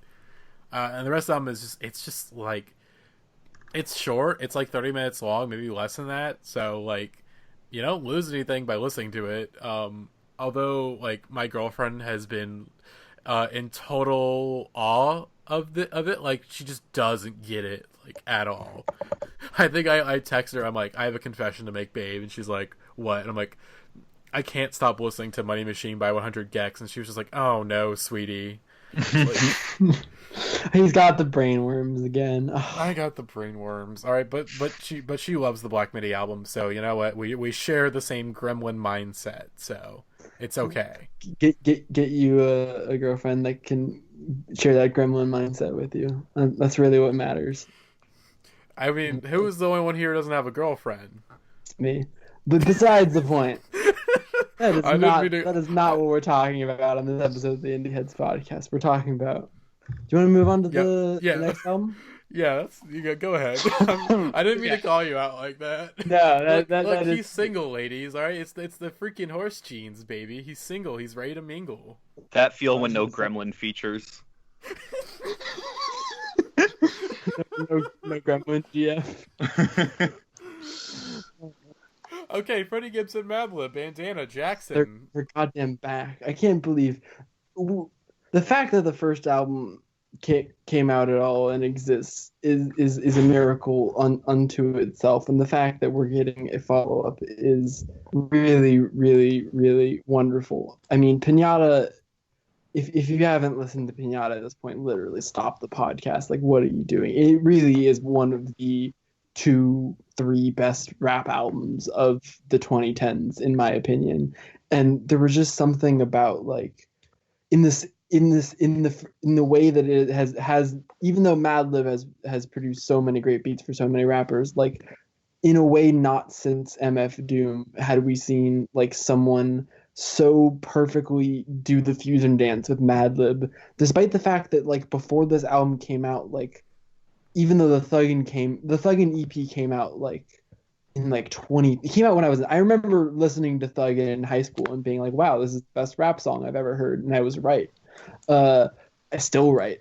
But like even after how good the Thuggin EP was, like Freddie Gibbs was like a street rapper, and Madlib was like known for rapping, producing beats for people like MF Doom who talk in nonsense children's rhymes. And so like people were just kind of like, oh, it didn't seem like this natural pairing. But then the first time you heard Freddie Gibbs' voice over like a smoked out soul sample Madlib beat, you were like, this is how it should have always been. How have these artists made music for anyone like but each other? Like it's just this match made in heaven. And to see that like 5 years later, it's like, yep, still perfect. It's just still, this album is not quite as I think. I mean, it's hard to say. I actually don't want to compare them because this album it clears the bar. I mean, like the putting Pinata as a bar is unfair to this album because that album is literally a classic. But like this is as satisfying of a sequel album as you can really get because it delivers exactly the feeling and the energy you wanted on the last one. Well, also, I think this album is a little. I think what I would say is that Pinata has better, like, if you're just going like best songs for best songs, like Pinata has just like too many good songs on it.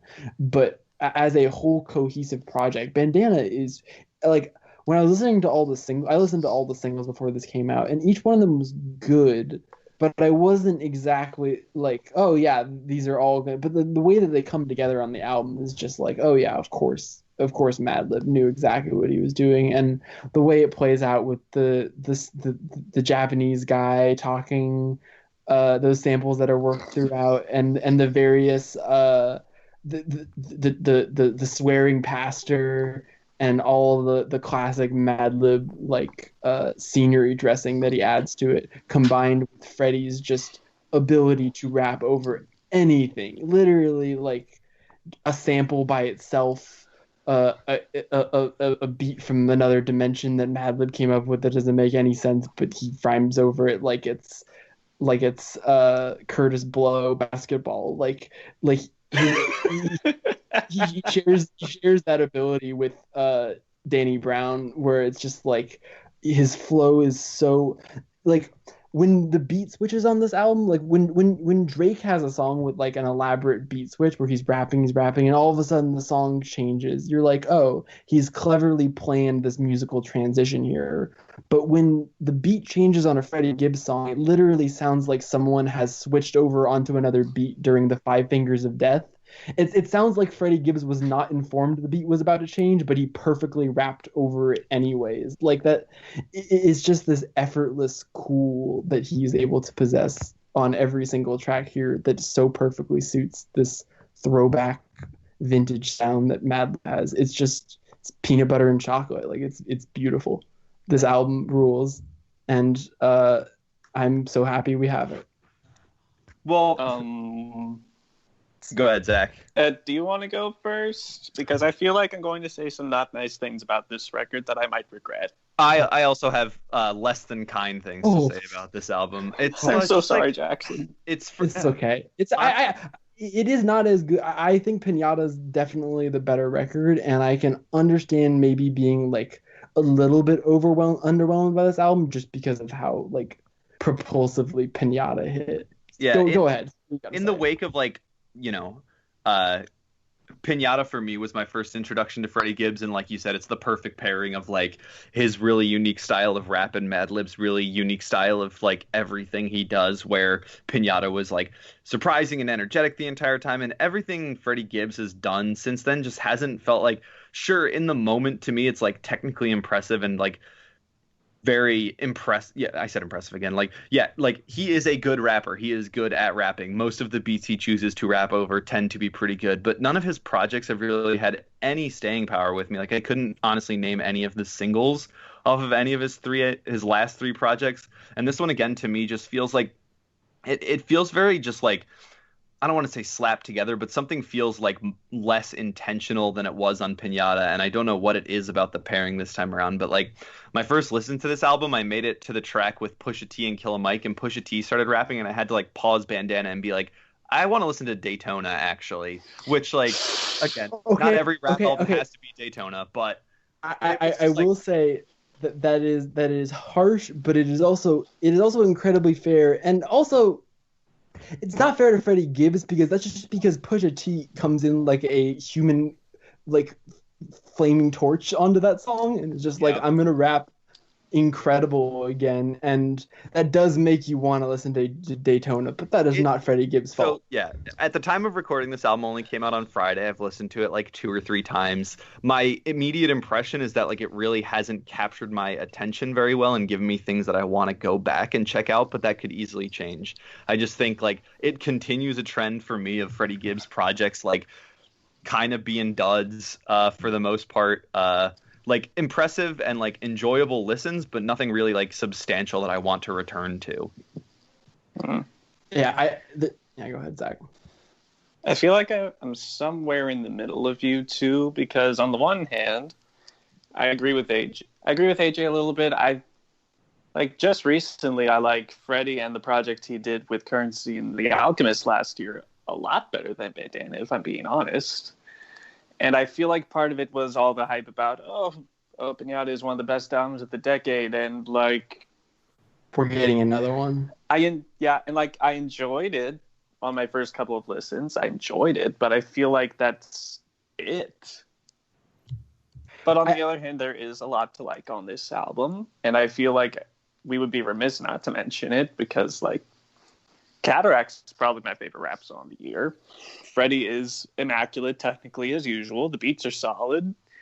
It just feels like there's something that isn't there. Like, this is going to be blasphemy, but I feel like I like Freddie a lot more over the Alchemist beats than I do over these Madlib beats. And I don't know what that says about me, but that Currency project is good. I like that project, the Currency Alchemist project. That I like that a lot. But I was also thinking about that one tweet that was like, Madlib chops up another soul track. Freddie Gibbs catchphrase is me. This is exactly what I wanted. Thank you. I'm trying to think like when the last time, but also no. I don't know. I'm trying to think of the last time like an entire Madlib project really impressed me, and like, to be honest, it might have been Pinata. Like, in terms of just like, damn, this is sort of like new, and like I think Madlib like obviously has prestige, like name recognition, one of the most respected and like most beloved producers of all time, which is absolutely fair. The man has earned it. He made the beats on a damn iPad. He made them on an iPad. I know, but like in a way, he deserves a Nobel Peace Prize for Jackson, that. I hate to tell you, but the album Humans by Gorillaz was also made on an iPad. Okay, you should that is about the most fair counterpoint you could make, but also this album is better than Humans by Gorillaz. That's the thing of it. Shout out to me just realizing right now that the Gorillaz put out an album last year. What the hell happened? Anyway, and it wasn't even Humans. That was another one. That was a different one. I know. Related to what AJ just said, like, yeah, it's cool that he made the beats. It's cool that he made the beats on iPad, sure, but Steve Lacy made the demo on iPhone, and then he made whatever the hell his album earlier this year was, and I just feel sad talking about it. Yeah, Jackson, DJ Horse Jeans found dead in an alleyway. For all his faves. I mean, the Steve Lacy album, as much as I like it, like, he does need to polish his albums up a little more. Like, the thing that's annoying about Apollo 11 is that album, like, should be the greatest pop album of all time, but it doesn't feel like he finished it. Which is how I feel about, unfortunately, too many Steve Lacy things he puts out. Why is that one song 9 minutes with like 2 hidden tracks on it? That's not necessary. The only thing that's fucked up is that song is like one of the best songs Steve Lacy's written, and then it stops being the best song he's written as it keeps going and becomes entirely too long in one track, and then immediately followed by like a medley of short songs that almost really works. Dark Red's still undefeated.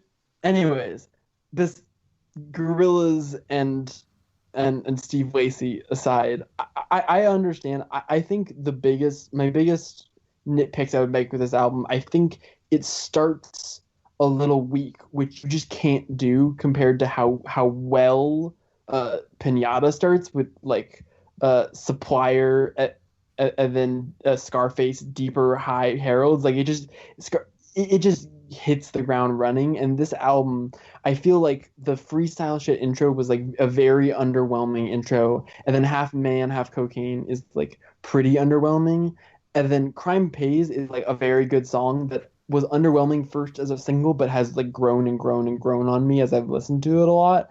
And then I think from Crime Pays onward is where I like fully loved the album. Like I think the whole, like, there are a couple songs that here and there that are okay, but for the rest of from Crime Pays onward, I can listen to this album and like really enjoy it the whole way through. I thought and also I probably enjoy solo Freddie Gibbs a little more than you, definitely you, AJ, and me. I don't know, Zach, but I really like Freddie Gibbs in general, and will always listen to him rap. And I especially, it didn't have to. I still have Pinata, so I think I tempered my expectations enough that I was still able to like really love this on first listen. But I also understand people that have issues with it. It's not quite as, it's a little more kind of laid back and kind of not as, maybe not as ambitious as Pinata was, but also I think it's the craftsmanship between the two of them is just so good that I kind of don't need it to be anything other than what it is. Yeah. My last opinion is that the song with Assassin should have made the cut.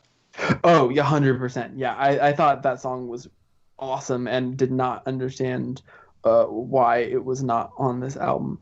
But goddamn, Pusha T can rap about cocaine. So the Pusha T is good at rapping. Palmolive beat is so good. Oh my god, I could listen to the sample on the Palmolive beat on like a 10-hour loop. It's just like perfect. It's enough to make me forget the anti-vax lines. Yeah. Yeah, I don't. Yeah, that's not the best look. I also think it's really funny how it's like a Freddie Gibbs album for the whole time, and then Yazin Bey and Black Thought come to do like their thing for a while, and then it goes right back to completely not Yazin Bey and Black Thought song topics. Like, I really like their appearance on here, but it feels very out of place. Also, is how I felt about it. Yeah. I don't know. Yeah, it's good. It's not amazing, but you know what, Madlib, I love you, buddy. You can do no wrong in my eyes. Boom. All right. I have nothing to say. I listened to this today. I think Freddie Gibbs is very good at rapping. He just doesn't do it for me. I kind of have the same sentiments I think AJ has. It's just like, I know he's good at rapping, but just like, and even there's some stuff in this album that did hit me a little bit. Stuff about his daughter, the stuff about, I mean, this album in general, there was a lot of stuff about drug addiction, like very open, candid stuff. And I think that actually makes me want to revisit this album a little bit, because I actually wasn't, compared to I did not like Pinata as much as most people did. I did not get the love of Pinata. But this, I got a bit more into it, I think. One, I would say revisit Pinata, but I was actually just going to say, he always liked to raps about, it's not just like braggadocious stuff. Like, he has very interesting stuff to say in his raps, but I think what this album suffers from, as opposed to Pinata, is that, like, on Pinata, every song was, like, about something. And I don't feel like a lot of the songs in this album are specifically about something. Like, Deeper is such a genius song about, like, him seeing his girl with, like, this corny dude who wants to be an astronaut, and he's like, oh, she doesn't want to be with me anymore because all of the songs on that album, like, you can say, like, Harold's is a song about a chicken spot, and then there's this song, it's about a beef with this guy, and this song is about this, and this song's about LA, and this song's about the Walk of Shame, and like there were concentrated song topics, and it felt like the instrumental and Freddie were both working toward a goal, where there are a lot of songs on here, it's just like, here's a cool beat that Madlib made, and here's Freddie Gibbs rapping over it. And that is really enough for me to give an album like an 8.5 out of 10, is just a beat that Madlib made and Freddie Gibbs rapping over it. But it definitely doesn't feel quite as great as Pinata is doing that. Mm-hmm. Okay. We're about an hour and a half in so far, so I feel like we can. Let's not. We got a couple more albums to talk about, so we'll try and knock them out pretty quickly. We won't have a whole lot to say, because I think most of these I don't have a whole lot to say about. The ones that I want to briefly touch on. I think I'm probably the only one who's listened to this next one on the cast so far. Is that fair to say? Probably. Yeah. No, I don't have any. I think I heard a single, and I was like, nope, not for me. I might go see. Well, I'm getting up on my soapbox to tell y'all gotta listen to the new Prince Daddy and the Hyena album, Cosmic Thrill Seekers. It is a motherfucking classic. If you like the back half of Worry, this album is just that for 40 minutes, which is fucking rad. They go over just a ton of emo punk, power pop genres. Like, ska makes an appearance on this record. I think it's like super dense, which I don't really think anyone was expecting.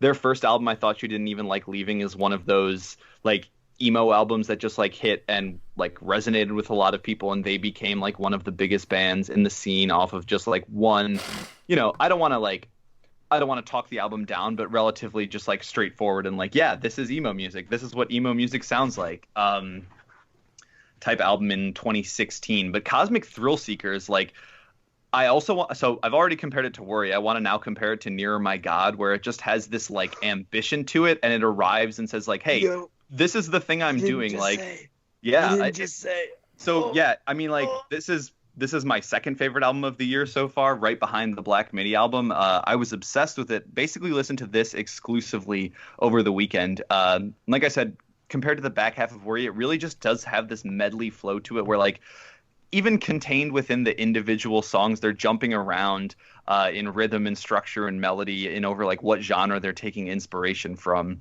I do want to couch it in that, like, I think as Matty was alluding to, they have very, very strong Midwest emo inspired vocals, and like if that's not your thing, I don't know if this album's going to be able to win you over, because the albums are very throaty and very guttural. Not guttural, but you know, like it's a Midwest emo guy voice. Like we've all heard it, we all have our thoughts on it. You kind of either know if you like it or not.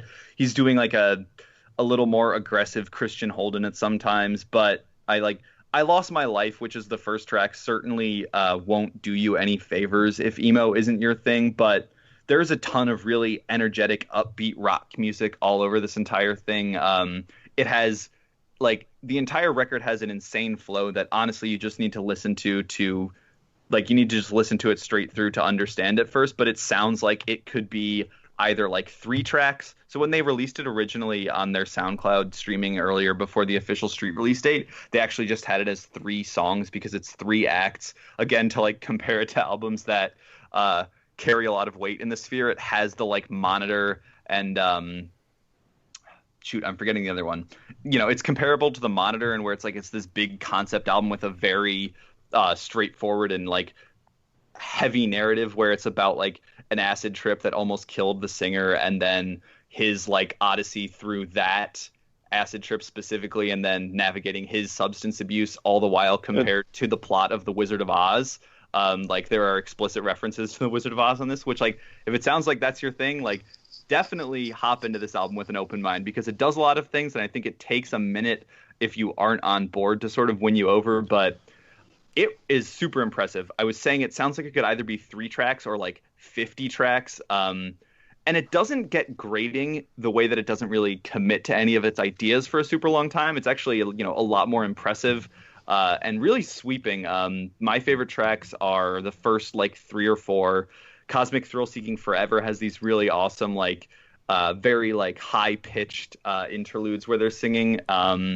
Prototype of the Ultimate Life Form rips. Ursula Merger rips. Come On and Smoke Me Up rips. This whole album just has like some of the best guitar work I've heard in a minute.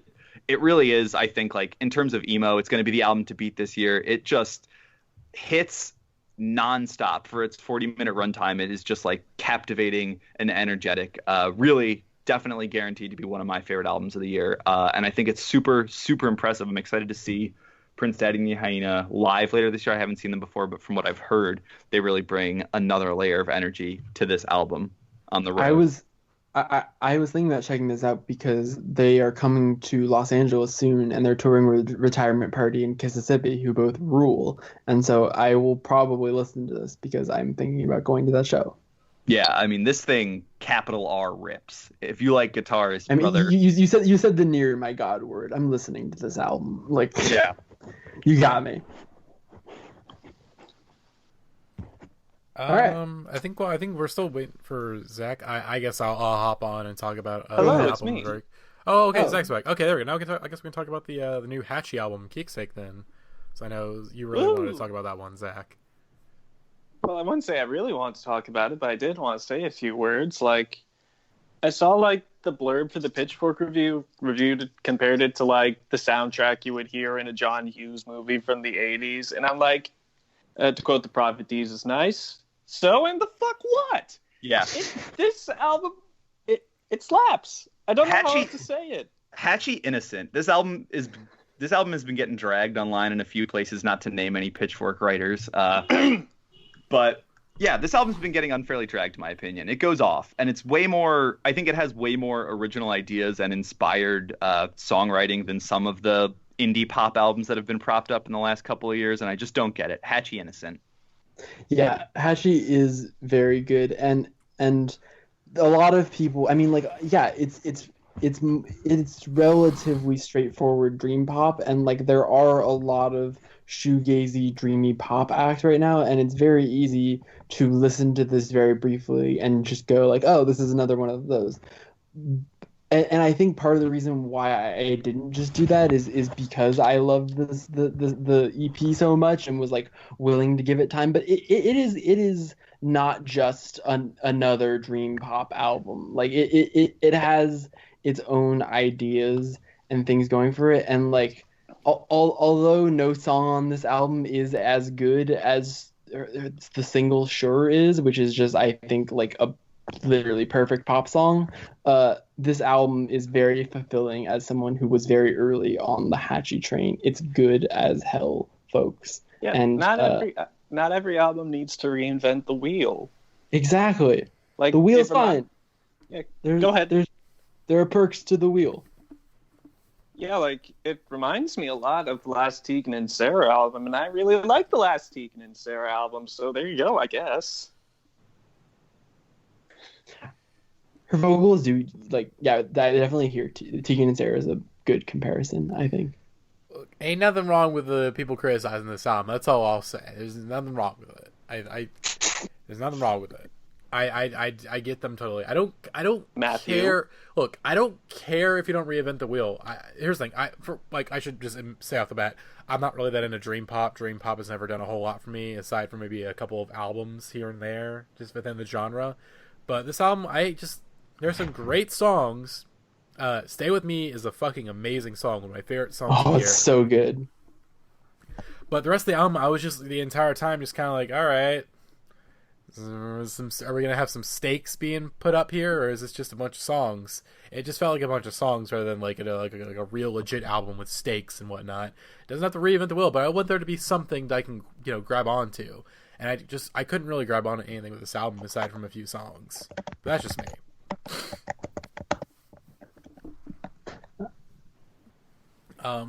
And speaking of albums where I couldn't really grab onto a lot of the songs, yeah, this was the new Crumb album, me as well. Jinx.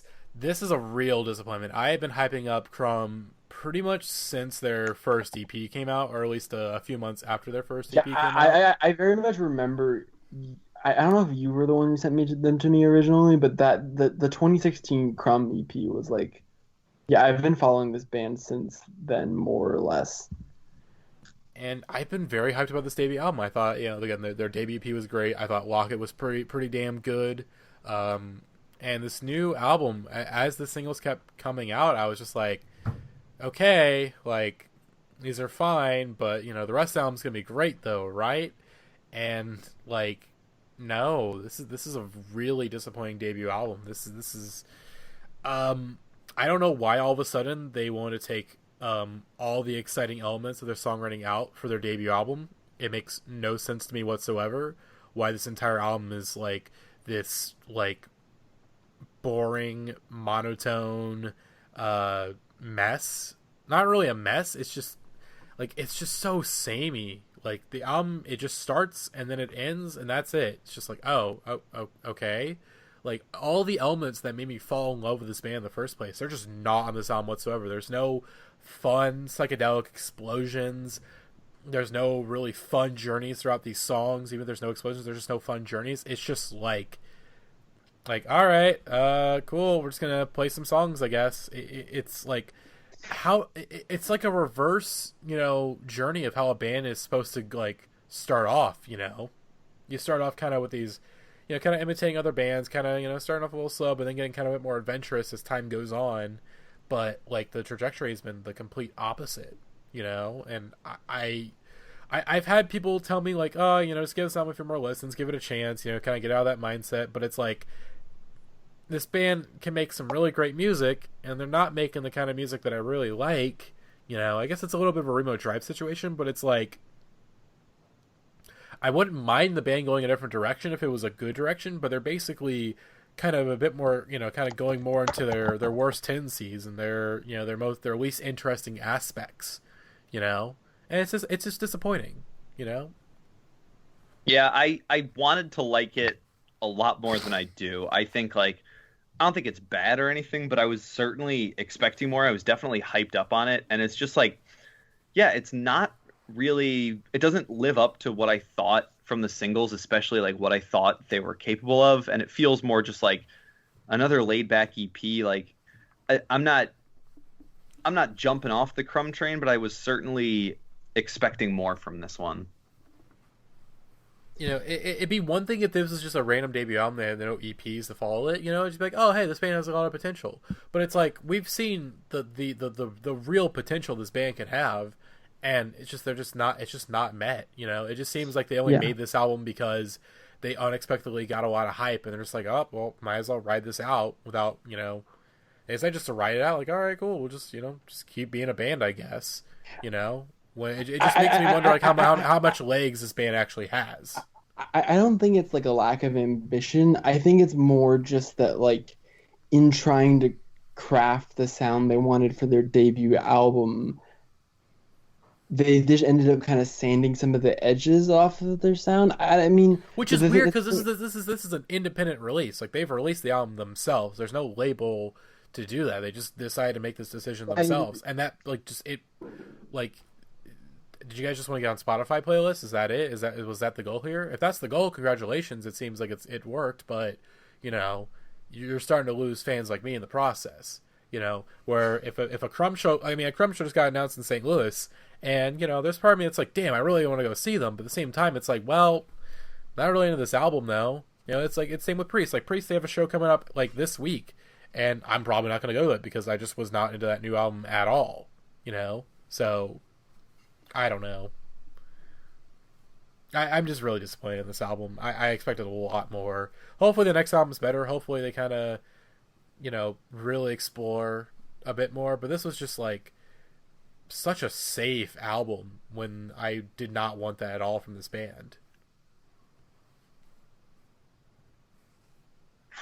Well, yeah. To change lanes entirely. Folks, we're driving out of the big city into the wide open desert for this next one.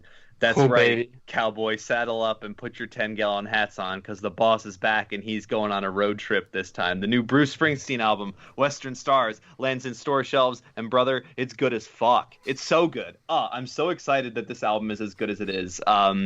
Bruce Springsteen needs no introduction. He's the motherfucking boss. And honestly, at this point in his career, he doesn't have to be making new music. He's got plenty of things he could be coasting on, and honestly, based off Wrecking Ball and High Hopes, he maybe shouldn't be making new music. Those were some of the most just sort of misplaced, yes, Bruce Springsteen can't make bad music, it's true, but Bruce Springsteen can surely make what I'll compare to the Obama presidency of rock music, essentially, where it's just yep, that happened, that was it, sure.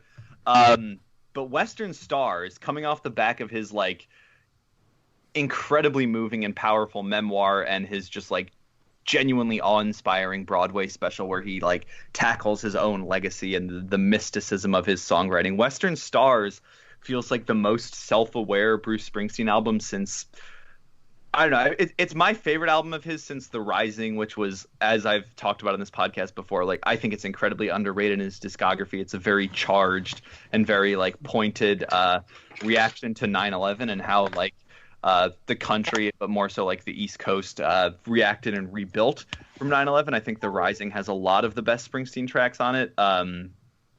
And this would make it his best album in almost 20 years. And it, you look at the fucking cover of this thing, you can sort of imagine what it sounds like. It's very Western inspired. And it's he calls it a solo record, which I don't entirely buy because there's some great string backing and instrumentation on some of these tracks. But its most impressive feature is the songwriting and the lyricism, wherein Bruce Springsteen is tackling his own mythology. And I think the Pitchfork review actually summed it up really well, where he is no longer singing about people he's playing as. He's writing about the people who listened to Bruce Springsteen songs and had an idea of how the world worked, who have now become, disillusioned and let down by that, which is a very interesting sort of premise for this album. But it's sort of a sad record in the fact that it's tackling just like what has happened to large swaths of the world and the people who live in them, and they're this disaffected working class who were promised these larger things by songwriters like Bruce Springsteen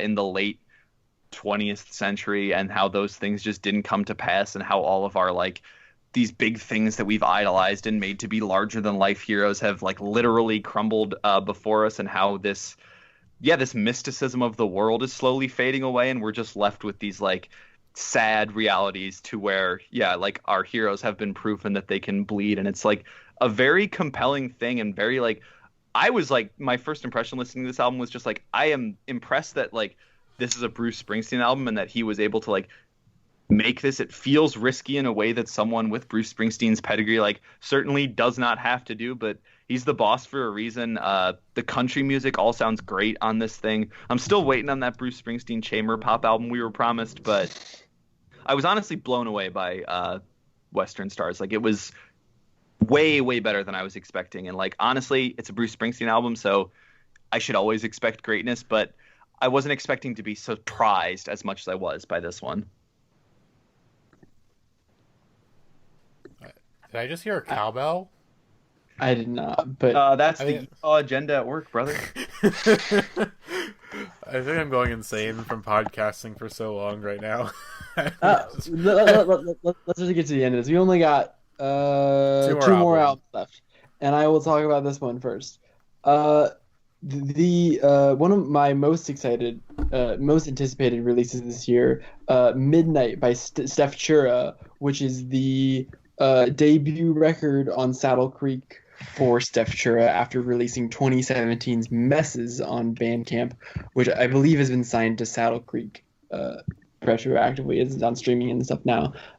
Steph Chura rules. I first saw Steph Chura opening for Mitski on the Puberty Tube touring cycle, and she was really, really, really incredible, and is from northern Michigan, up in Alpena, Michigan, which is where my two of my roommates in college were from. This tiny, tiny middle of nowhere town, and she's got this really good mix of kind of upbeat punk garage rock songs and these slower kind of Angel Olsen-y twangy ballads.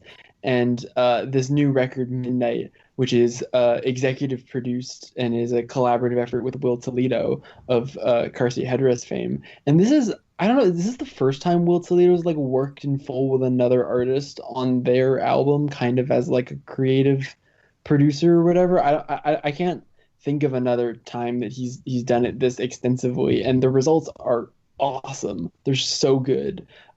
He takes everything I really liked about Midnight and helps kind of flesh it out into this kind of bigger, grander sound that I think eventually this album is gonna really hit with people, and I can imagine this album being really, really popular. I mean, I've talked a lot about it, but 3D Girl is one of the best songs of the year, and is essentially what if you took the drums from PDA and then the guitars from Body Snatchers, and you had them do a dance together, and that's what 3D Girl is, which is insane because those are two of my favorite songs, and it's so good. And then the Sincerely Yours is a shoegaze country song, and it's incredible. And then you've got Sweet Sweet Midnight, the duet with Will Toledo that works really, really well. My only real beef is just that Degrees was included, and Sour Honey, the B-side on that EP that Steph Chura put out last year, was not included. And Sour Honey is one of my top 3 or 4 favorite Steph Chura songs, and I was very bummed that it didn't make the cut for this record, because I think this album could have used one more ballady song. Weirdly, even though she makes more upbeat songs, her ballady songs are my favorite Steph Chura songs. My favorite Steph Chura song is Speeding Ticket, the closer on Messes, is just so good. And Sincerely Yours is very much the speeding ticket of this album. And I would have liked more of that, but this album, for what it is very, very, very well executed. And Steph Chura's on the way up, baby. You better pay attention, is what I should say. about that. Yeah, this is a good album. I need to give it a few more listens, but there are some very good songs on here. I think Method Man is an incredible track. Method Man bangs, yeah. Yeah, I think it's kind of similar a little bit to some of the records we talked about. Her voice definitely on some of these songs is definitely like, it's a bit jarring. I think when Jackson, I think you sent me one of the songs and I'm like, this sounds like Jewel vocally, but not necessarily in a bad way. Just like it's sometimes it's like it's not really a thing. But sometimes it's like it's a little jarring. I really love her voice. Although when I first saw her like opening for Mitski, I was like, I don't know how I feel about her voice. But like, I think it just is an acquired taste. And like, I spent so much time with Messes that when I hear Midnight, I just don't hear it anymore, I guess. But yeah, I really like her voice, especially like I said on like the slower balladier songs. I think what the like twang she puts in her voice is very, very, very appealing to me. I don't know. I like it. This album is really good. It's really, really fun, and is better than the Car Seat Headrest live album that just came out. No offense. Yeah. And then let's see, more album. I don't have a whole lot to say. This is mainly just one I just want to give a shout out to, more just to remind myself, like, hey, keep listening to this album. It's pretty good, and I just got to make sure I am able to kind of dissect it a bit better. The new Mike mixtape, Tears of Joy. Yeah, I also need to spend more time with it. I've only listened to it like once in full, and it is like very, very, very dense and very not super. I mean, like all the standing on the corner stuff is very like jazzy, but this sort of there's this sense of like claustrophobia, and like he just on all the songs of this album, like as he's dealing with this very personal grief and processing these emotions, like every song it just sounds like the entire track has like just like on some rap songs how you can really feel the depression, like you really feel it in like and that kind of that atmosphere that they create in their music is kind of hard to, it's like it's not the kind of music you want to just throw on and be like we're chilling out to this, but there's so much like deep emotion in this album and in Mike's music and in what he's doing, and even though this is something that I can't say I've gotten all, I mean I've only listened to it in full once, but like he's really special, and I think that all of the standing on the corner rapper producer,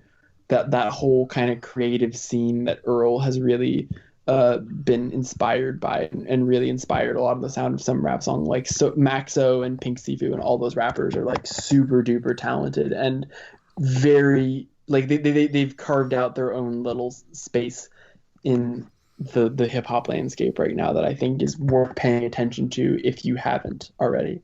Like also last shout out of the episode, Maxo's Little Big Man from earlier this year is one of the best rap albums of the year. Another standing on the corner rapper that's very good. So definitely check both of those out. Yeah, I'm very excited to see Mike at Pitchfork Fest. I think he's the first person I'm seeing at the fest. I think he's on like the first set on Friday. Yeah, he's 145 on Friday, so I'm very excited to see him live. Hopefully Earl brings him out for a song. That would be very sweet. Cool. Yeah, they're both playing the same day, so it wouldn't shock me.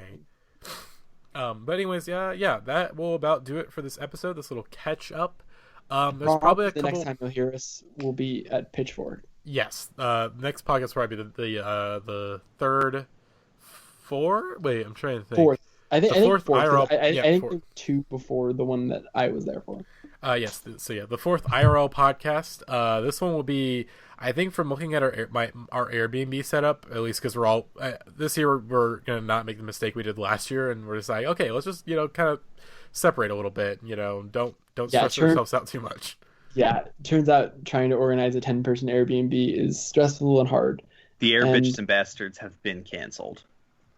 I'm so used. But this year, Josiah and I have our own place, and it is one bed and it is a bunk bed. So Josiah and I are gonna have plenty of room for activities the whole weekend, and I'm very excited about it. The Airbnb that Jake, my girlfriend, Jake's girlfriend, and friend of the show Nat got as a nice little like backyard area, so that's where I'm thinking we do the pod. There's like a little like outside pod. I'm very outside down. pod. Sounds So I was gonna Well, figure out last- who's more in the middle, but I'm like, okay, well now that I know that you guys are literally staying in a bunk bed, and I think AJ's staying with friends, it's like, okay, we'll just do the pod at our place. I think our place is like 20 minutes from it's just like a 20-minute walk from Union Park. So like our place is also really close to Union Park this year too. so. Hey, we lucked out. Anyway, so yeah. So tune in a couple of weeks when we are back with the IRL pod at Pitchfork. I'm not sure if we'll do it live again this year. I think we We'll might see. end up. I think the approach we did in 2017. I think that's the best way we'll do it, where we just kind of pass the phone around. But you'll find out when you find out. But hopefully you enjoy this pod. I'm already looking at my Spotify, realizing, oh shit, there's albums we probably missed out on talking about. But hey, we'll get to them when we get to them. So from me, Matty, Admiral Ray, and Prince, everyone give your ats one more time, and then we'll head on out. This is Jackson at @horse_jeans on Twitter.com. Go follow me. I'm gonna be writing stuff this year about the decade of music. Maybe, who knows? If I can get my two brain cells to rub together and produce words, we'll see. I'm at Radmuir. You know what it is. I'm at Waffle113. What AJ said. And of course, Admiral Ray and Prince, Matty. Make sure to subscribe to us on YouTube, iTunes, Spotify, however you get your podcast. Follow the Twitter at Indieheads Pod. And yeah, we'll see you guys next time. Bye.